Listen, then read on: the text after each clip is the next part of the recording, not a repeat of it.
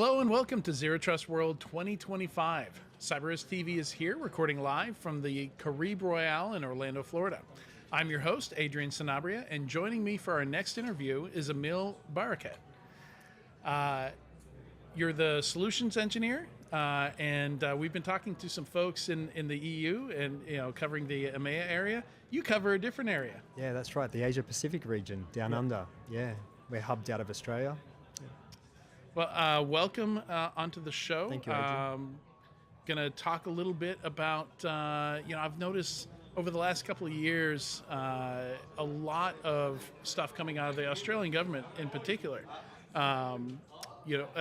We have a news segment on my podcast. I do Enterprise Security Weekly, and it's not uncommon to see Australian regulations covered on our show. Because in a lot of cases, we tend to co-opt these things, right? Like, okay, do they have any ideas that we've missed? Are they covering this in a different way that's somehow useful to us? So there's kind of this, a lot of businesses are global anyway, Right. So to some extent, you have to understand these things and cover these things and crosswalk them, I think is the term, when you trying to say, okay, how much is shared between the PCI payment card regulation and maybe the Essential 8, right?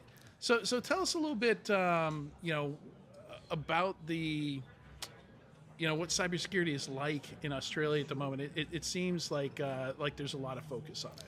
Definitely. I think, as years go by, the computer landscape is changing, but changing in a way where it's becoming a bigger threat landscape for organizations and consumers alike. There's a heavy focus on securing assets, and as a result, frameworks have been introduced in Australia to assist and guide companies in achieving that additional layer or level of security. And to your earlier point, the internet is universal. Yeah. Frameworks are universal. Borders. There's no borders. There's nothing stopping an organisation within Australia adopting a framework that's predominantly used in the US, for instance. Yeah. Right? When we look at indicators of compromise, us at ThreatLocker, we've got policy lists that we model on MITRE ATT&CK framework, CISA alerts, and those are very relevant to organisations all over the world and, of course, in Australia. Right, so it's really no different.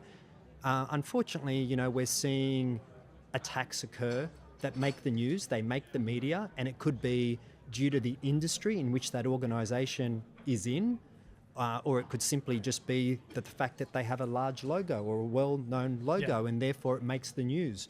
But what concerns us and what we're seeing every day is the number of organisations that are getting hit that don't make the news, right? Because you don't have to be a large organisation for that compromise to affect you and affect you badly, right?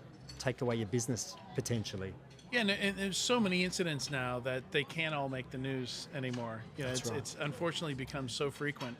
It's and there, a few bad ones. Occasionally we'll talk about stuff down there, like I think the Red Cross was a particularly bad one a couple years ago in Australia. But yeah, it seems like, and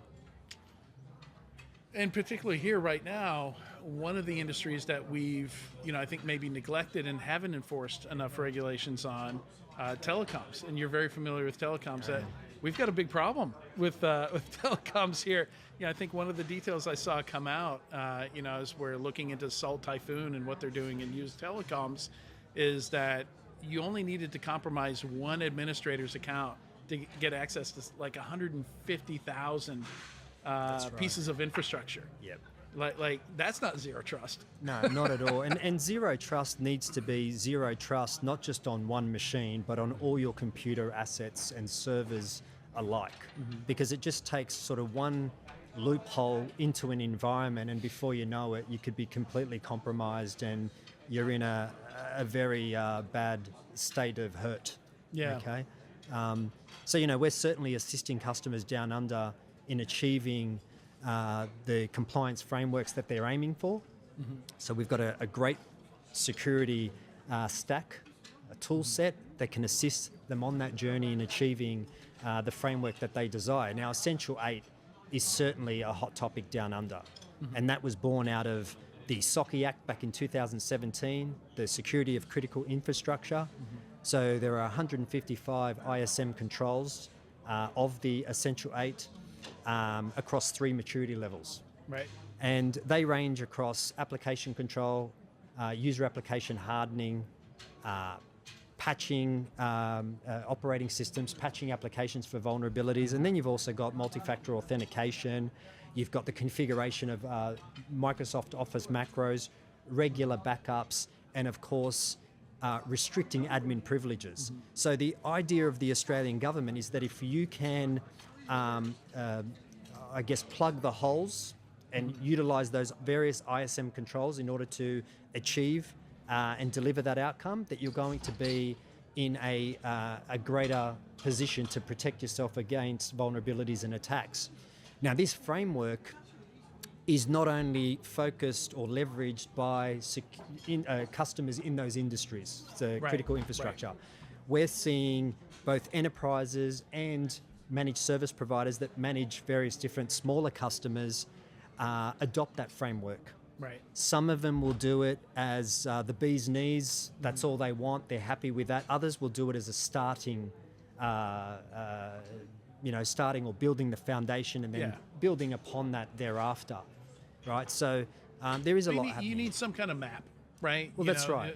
To go after this stuff. I don't know if this is, you said across 3 maturity models. Yep. So, there is some prioritization, it sounds like, to do that. Because a lot of these, you've got one control that says asset management. Yep. Says you need to have an asset database of all your software and hardware assets. Well, let's break that problem down a little bit into maybe smaller pieces. Let's get Windows done. Yes. And then move to all the IoT devices, maybe. Correct. It's not really an achievable task to try and do that all at once.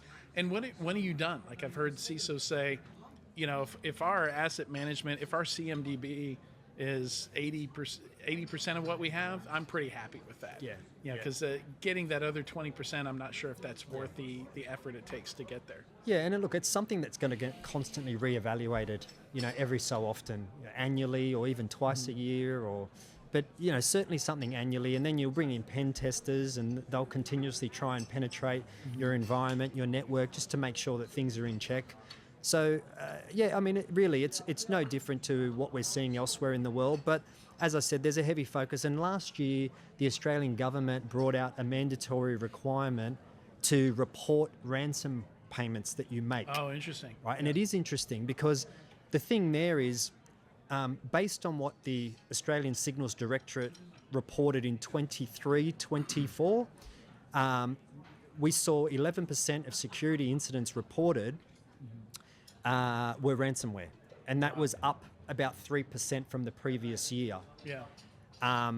And so if you are in security, if you're in that critical infrastructure industry, okay, that SOCI related industry, or if you are an Australian business that generates more than $3 million revenue per annum, you are required to report ransomware payments. The issue with ransomware payments is multifold, but mainly that you could potentially make a ransomware payment that could inadvertently lead to some breach of some other law, such as anti-money laundering. Right, yeah. Right? So that's where you're kind of like... Or anti-terrorism, right. Correct. So it's very difficult to determine, okay, well, am I making that payment because the idea in my mind is I'm getting my data back or I'm getting that decryption key and everything's going to be fine? But then what's the flow-on effect of making that payment? So you're kind of really stuck in a difficult situation there because you don't know where that money's going. Yeah. And you might know later on downstream, but by then it's too late. Yeah. So what we at ThreatLocker are focused on, as per what Danny said in the introduction this morning, is we're focused on changing the paradigm of cybersecurity from default allow to default deny. And what we offer here at ThreatLocker does an amazing job at assisting the businesses in Australia in addressing much of that Essential 8 framework. Yeah. Right? And that's just, we didn't build it for that. It just happened to fit nicely. Right, right. What we offer, that is, yeah. Yeah, and it's interesting. We were talking before we went live here about kind of reevaluating all these controls we've come up with, because 10, 15, 20 years ago, before we got hit with ransomware 10,000 times collectively, we thought, this seems like a good control. This seems like a good idea. Yeah, let's make this a requirement. Yeah. Now that's a requirement. Yep. And now we're seeing it tested. Now we're seeing it, beat up and, in the field, stand up to some of these events or fail in the face of some of these events. And I think it's an opportunity to reevaluate and say, okay, which of these is actually helping us? Which of these is actually preventing attacks or notifying us of attacks or helping us avoid those attacks in the first place?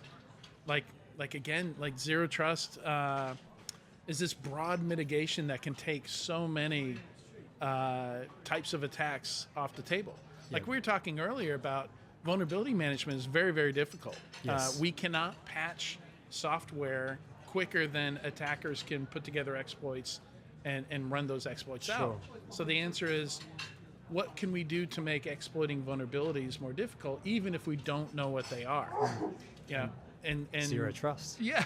A lot of this Zero Trust stuff just takes a lot of stuff off the table. Yeah, and it's not just a buzzword when it comes to what we do at ThreatLocker. Like, we are the most effective solution at helping clients achieve Zero Trust. It's a $170 billion industry globally, cybersecurity, and we're seeing like almost a 20% year-on-year growth. There are so many cybersecurity solutions out there, and they're great, but you want to really be... Are they though?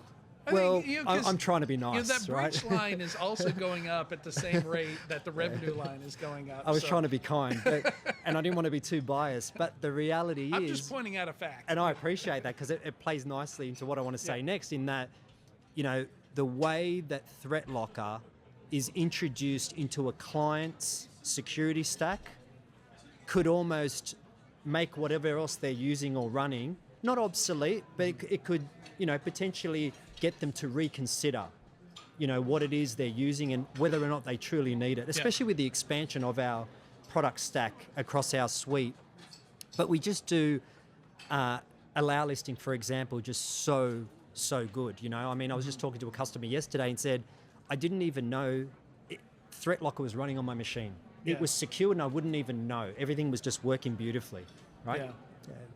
Yeah, and it's, again, something we talked about earlier is allow listing had a big push about 15 years ago. And it's, it wasn't the idea that was bad, it was the implementation. Yes, right? That's right. It's a lot of these products were kind of rushed to market without thinking, how much of a nightmare management-wise are we making here? So there's, now that we've got this resurgence, I think, in this area, particularly led by you guys, we've taken this good idea and made it more doable. Like NAC was never a bad idea. Network access control was never a terrible idea.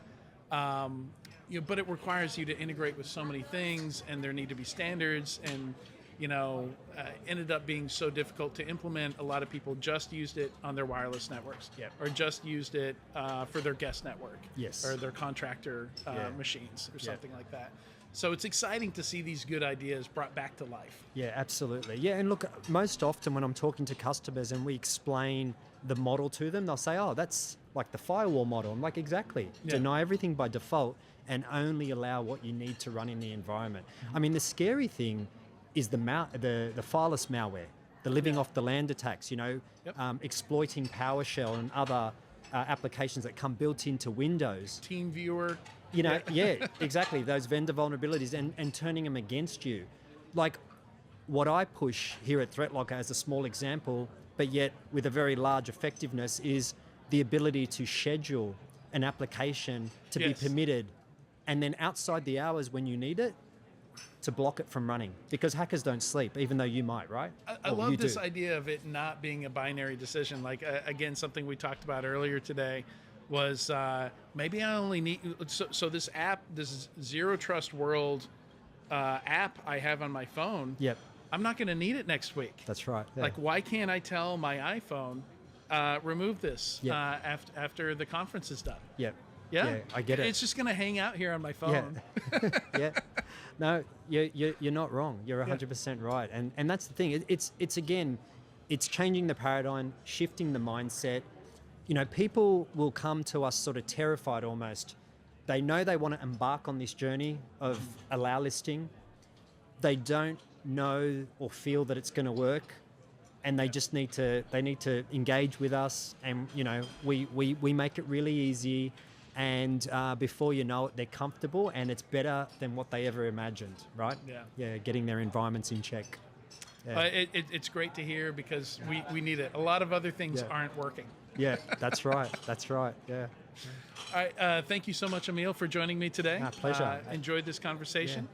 Thank you. And to access all the Cyber Risk TV content from Zero Trust World 2025, you can visit securityweekly.com/ZTW.